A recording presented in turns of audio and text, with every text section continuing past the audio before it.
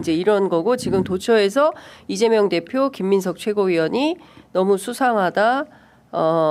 돌아오면 기각 또는 각하로 돌아오면 대한민국 망한다. 이제 이런 얘기를 하는 겁니다. 그 좀 이해하기가 어려운 게 어제도 다 저희들이 이제 살펴보긴 했습니다만 조금 한 발 더 들어가서 깊숙이 살펴보면 헌법재판소는 헌법과 법률에 따라서 이 사람을 탄핵에 이르게 할 만큼의 위중한가를 결정하는 건데 어제 결정문을 보면 이런 대목이 있어요. 국무총리가 대통령의 권한을 대행하는 상황에서 그에 대한 파면 결정은 국정공백과 정치적 혼란 등 중대한 국가적 손실을 초래할 가능성이 매우 크므로 신중한 판단이 요구되고 법 위반 행위의 중대성, 파면 결정으로 인한 효과 사이에 법익 형량을 함에 있어 이와 같은 점이 충분히 고려되어야 한다.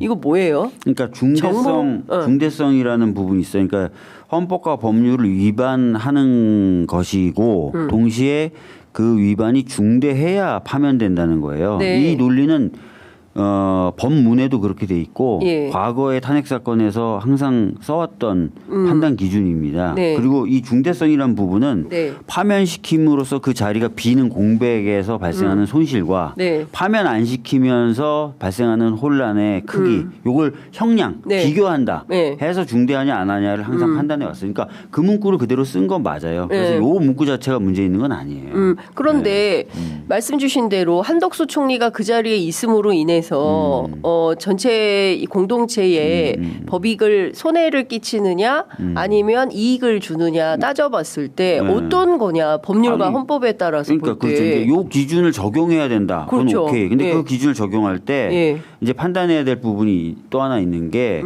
다른 공무원들에 대해서 이 중대성을 따질 때는 요 공무원 하나 날린다고 요런 또 판단이 붙거든요.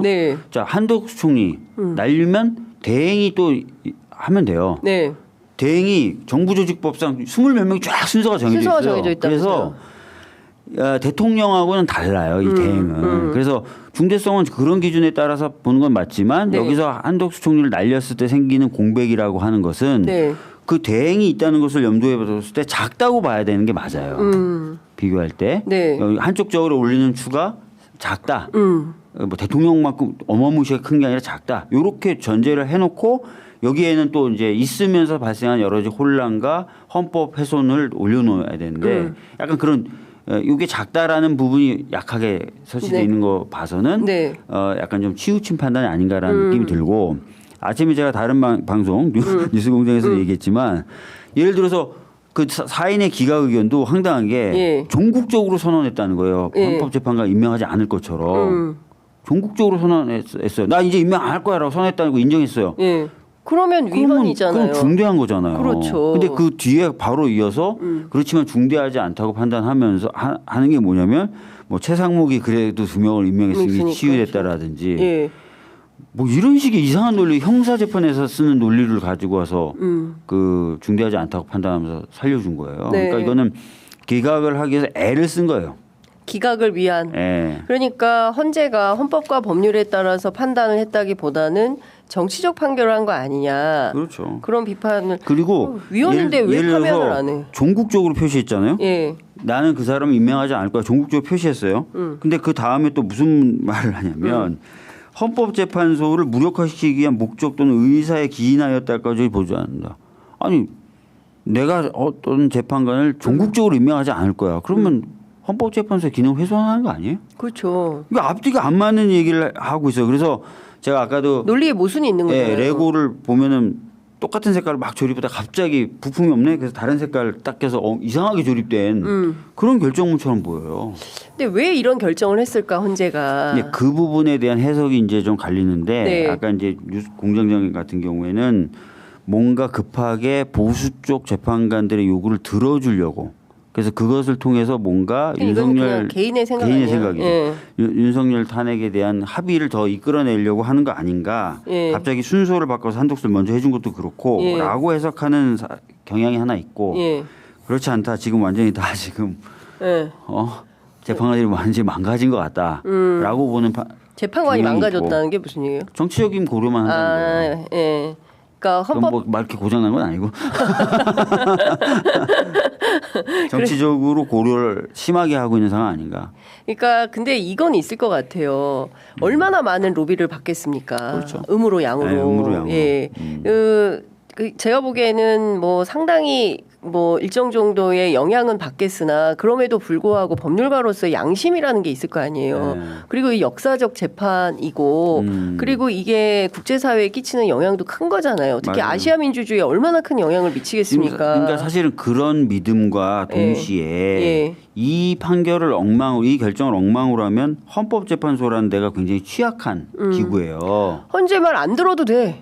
이런 거잖아요. 굉장히 취약한 기구라서 니네가 위헌이라고 말하면 뭐해? 안 들으면 그만인데. 이 존재의가 훼손될 것이다. 그래서 제대로 된 판결을 할 수밖에 없을 것이다라고 생각을 했고 누구나 다 그런 신뢰는 지금까지 유지되어 왔는데 아까도 말씀드렸던 것처럼 검찰이 조직을 엿바꿔 먹는 장면을 우리가 얼마 전에 봤죠. 법원이 조직을 엿바꿔 먹을 수 있을 만한 결정을 한 걸 우리가 얼마 전에 봤잖아요. 그러니까 헌재는 엿을 안 바꿔 먹으려고 그럴까 헌재 재판관들은? 이런 생각도 드니까 많은 분들이 불안하신 거예요. 어제 기자들 사이에 밭글이 돌았는데 의원님도 보셨겠지만 어떤 재판관이 자기가 다음에 헌재 소장 그 얘기는 옛날부터 있었어요. 근데 실제로 그 가능성은 없다. 민주당이 다수 의석을 차지하고 있기 때문에 그거는 현실적으로 불가하다. 이제 이런 얘기도 돌긴 했습니다만 그러니까 다종다기한 사익이 발동해서 공익을 해치는 수준으로 헌법재판소의 윤석열 탄핵 심판이 말씀하신 대로 망가졌을 때 이 심우정의 그 석방 지휘와 그 즉시항고 포기에 대해서 조직 내에서도 이해를 못하는 거잖아요. 그렇죠 지금. 심우정만 이해하잖아요 그거를. 근데 이거를 근데 되게 무기력한 상태인 거예요, 의원님 지금. 그러니까 전 국민이 너무 무기력한 거예요. 그러니까 이게 몇 명의 검사, 판사, 헌법재판관 몇 명이 판을 이렇게 대한민국 전체의 국익을 해치고 국민들 잠도 못 자게 하는 상황을 초래하는 이게 너무 이해가 안 간다. 너무 황당한 상황인 거다. 그리고 이미 너무 늦었지 않습니까? 너무 늦었죠.